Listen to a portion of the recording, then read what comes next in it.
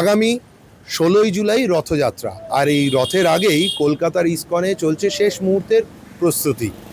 আমরা এখন যেখানে দাঁড়িয়ে আছি সেটা হলো বলরামের রথ। আমার পিছনেই রয়েছে জগন্নাথ দেবের রথ।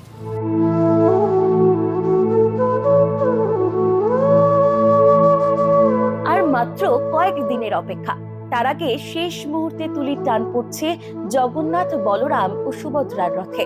1977 সাল থেকে বোয়িং 747 বিমানের চাকা ব্যবহার করা হতো। গত বছর ওই চাকা বদল করে সুখোই 30 বিমানের চাকা লাগানো হয়। এবছরও ইসকনের রথ টানবে সুখোই 30-র চাকা। আমরা রয়েছি বলরামের রথের উপরে, এইখানেই বসবেন বলরাম দেব।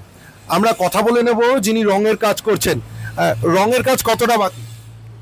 খুব একটা বেশি বাকি নেই, আমাদের পরশুদিন মানে বুধবারের মধ্যে অল কমপ্লিট হয়ে যাবে। সমস্ত কাজ সম্পন্ন গেছে। এই জগন্নাথ দেবের তো ঘোড়াটা যেটা লাগে সেটা ওটারও কাজ চলছে, ওটা আমরা মঙ্গলবারের মধ্যে সব ফিটিং হয়ে যাবে। কলকাতার ইসকনের এবছরের থিম ভারত ভূমি, মন্দির সংস্কৃতির পীঠস্থান।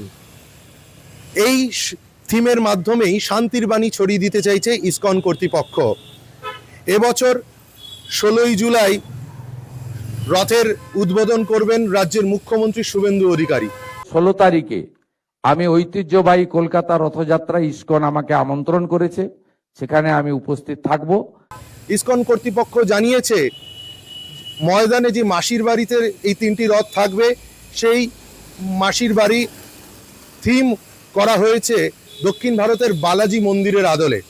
ক্যামেরায় প্রত্যয় মুখোপাধ্যায়ের সঙ্গে ইন্দ্রনীল সাহা, এই সময় লাইভ, কলকাতা।